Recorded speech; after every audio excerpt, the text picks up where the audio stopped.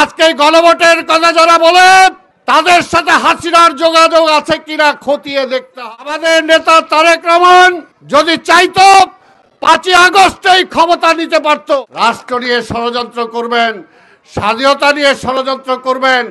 এখনো গণতন্ত্র আসে নাই, এখনো গণতন্ত্র আসে নাই। তারা কয়েকজন মিলে আর কয়েকজন রাজনৈতিক দলের নেতারা মিলেই ঠিক করে দিবে দেশ চলবে। এই ক্ষমতা আপনাদেরকে কে দিয়েছে? এই অধিকার আপনাদের কে দিয়েছে? আপনারা জনগণের কাছে যেতে ভয় পান। আমরা তো জানি না জনগণ কাকে রায় দিবে, বিএনপিকে দিবে না কাকে দিবে, জনগণ জানে।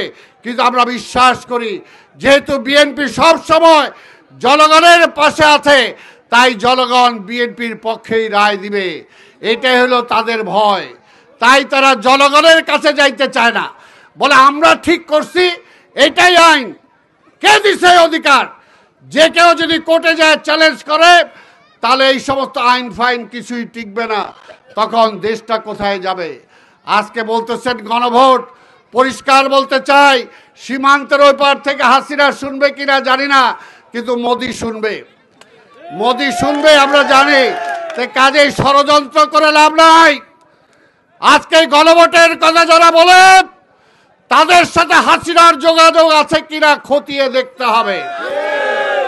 কারণ এই গণভোটে যদি শেখ হাসিনা ওইখান থেকে বলে দেয়, তার দলের, তার অনুগত, তার সহচর যারা আছে তাদেরকে যদি বলে দেয় যে তোমরা সব যাবা আর নায়ের পক্ষে ভোট দিবা, তখন দেশটার কি অবস্থা হবে?